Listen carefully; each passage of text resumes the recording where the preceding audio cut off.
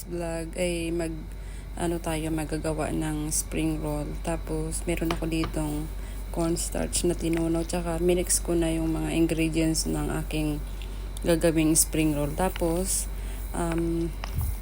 gagawin ko yung ipakita ko sa inyo yung every night routine ko pagkatapos matulog ng mga bata. So ayan, tulog yung dalawa, tapos habang tulog sila, babalutin ko na yung spring roll.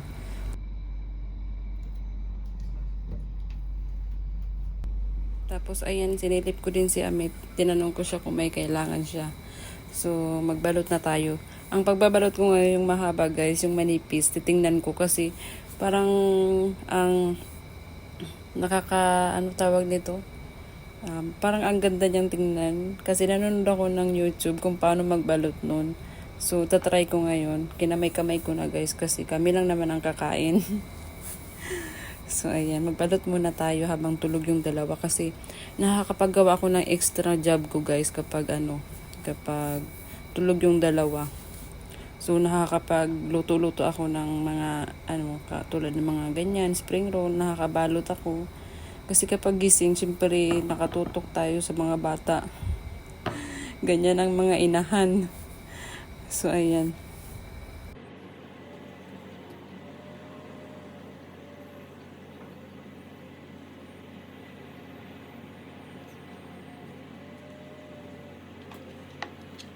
Tapos yan yung dalawa, prituhin ko muna, itatry muna namin baka kulang sa asin o maalat o hindi.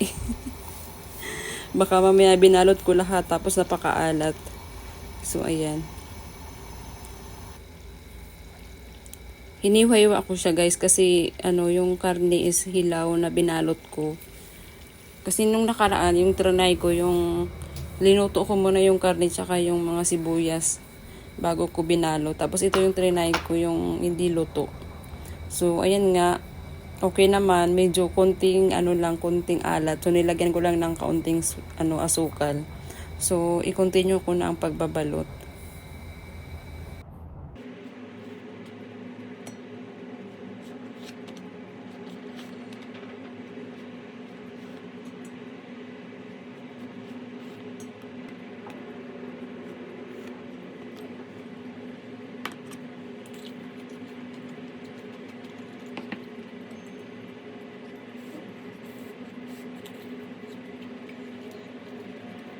So, ayan nga, pinatikim ko rin kay Ami, pero same kami ng taste, medyo maalat. So, humingi siya ng ketchup sa akin para try din niya kung okay kapag merong ketchup na yung alat niya.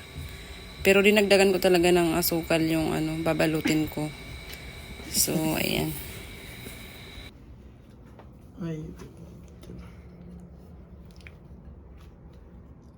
Sad. It's salty. Little bit. Little bit salt. Okay. My fish sauce. No problem. Tomato sauce.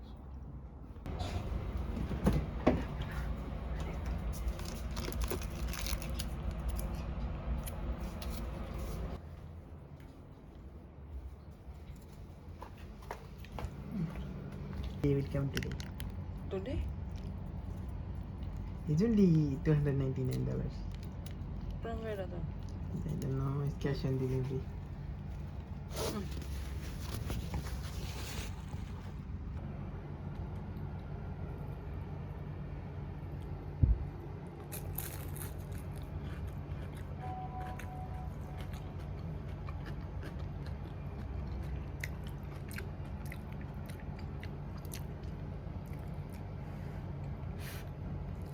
So, ayan nga, gumising na ang kuya. Hindi pa ako tapos magbalot. Pero konti na lang to.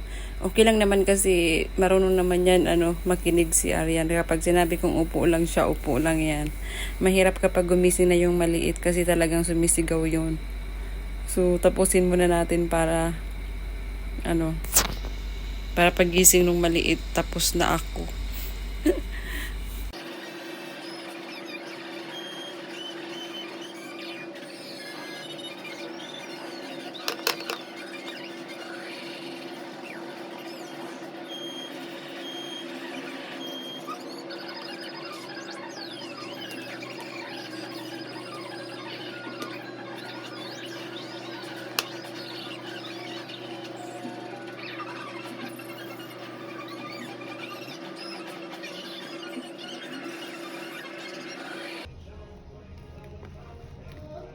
So, ayan guys, finally, natapos na rin.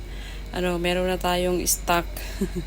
Mga ilang araw din yan, prito-prituhin natin. Tsaka, nagbalot ako ng saging, yung sweet na saging. Binalot ko kasi meron akong natirang wrapper.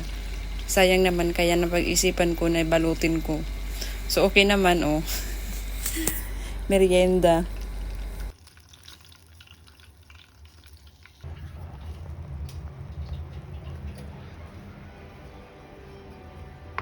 So, ayan, meron na akong merienda. Magkakape ako, tapos si Arian kumakain siya ng banana cake, tapos yung Yakult. So, ayan. Right?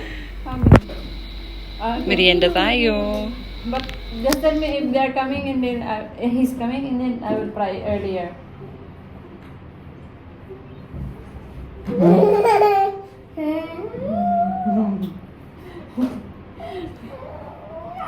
Sa tuwing sinasara ni Amit yung pintuan, nagagalit si Arian. Di pa kasi naiintindihan niya eh. Kung bakit sinasara niya.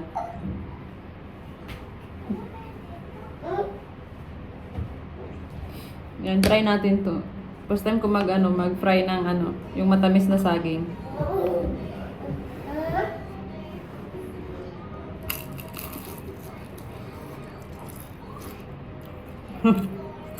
Kuyang. Tamis. Parang dessert.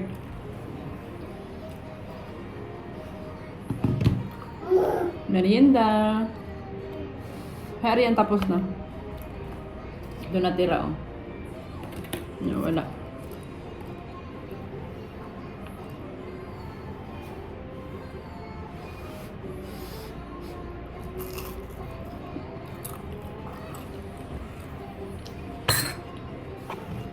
So, ayan guys, nagprito ako ng 4 na spring roll kasi ito ang dinner ko, tsaka mayroong natira si Arya na congee chicken, congee.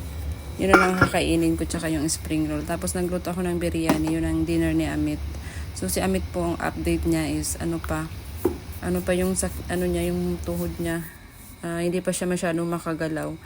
So ayan nga guys, nagboil ako ng 4 na patatas kasi gagawin ko ng bukas breakfast para hindi na ako mahirapan bukas kasi medyo may oras din magpakulo ng ng patatas, magpalambot. So Indian breakfast ang gagawin ko bukas. So ayan nga, tulog na yung mga bata. Ayan guys, yung mga laruan ni Arian. Bukasan ko, sasabunin ko para bukas ng umaga malinis na. Tsaka patuyuin ko na. Ayan, maglinis muna tayo kasi na to, mga 10:00 na guys. So ganyan ang buhay ko. Buhay with the infant and toddler, tsaka pasyente. So okay lang, kere-kere ko pa naman. Ganyan ang ang ating duty.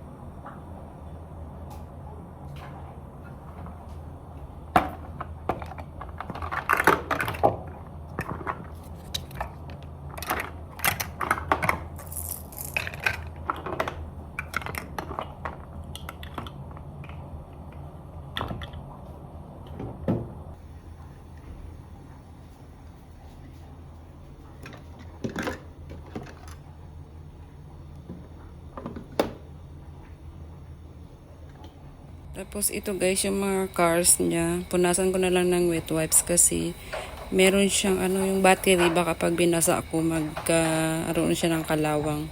So yan ang ginagawa ko, pinupunasan ko na lang. Lahat yan guys, pinupunasan ko, pati parang naglilinis ako ng gabi. Yung ibang gawain ko sa araw, ginagawa ko sa gabi kapag tulog na yung mga bata, katulad ng pagtutupi. Ayan, naglilinis ako. Tapos maghuhugas ng mga bote, ng milk bottle ni Arian, tsaka yung paghuhugas ng mga plato. Kasi hindi pa po ko talaga makapag si Amit. Kailangan talaga niya mag-bed rest kasi mahirap na, baka magkaroon pa ng problema sa kanyang inoperahan. So kayang-kaya ko naman. Inaano ko lang yung oras ko, yung time management.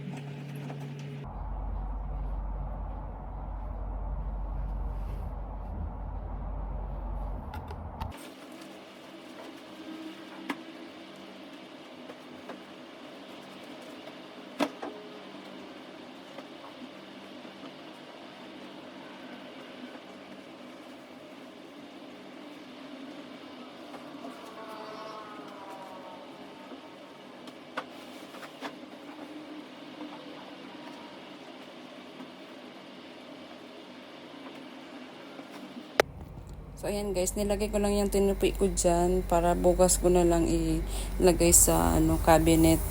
Tapos, nakapaglinis na rin ako, tsaka tapos na rin ako mag-boil ng patatas. So, ready na yan para bukas. Tapos ngayon, magpalit na ako ng pantulog, tapos linis ng katawan, tsaka, ayan, matutulog na ako kasi na to guys, very late na. Tsaka mahihirapan din ako mamaya kasi si little girl pinapadede ko ng madaling araw. Mahirap din ako makatulog pag nagising ako.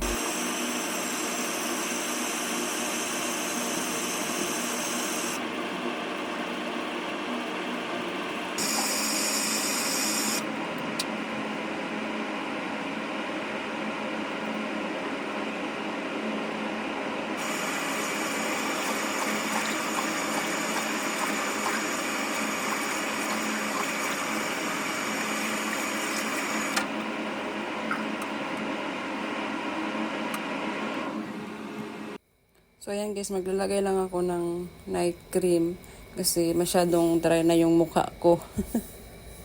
Pagkatapos nito matutulog na ako. So ayan guys, maraming salamat. Thank you for watching.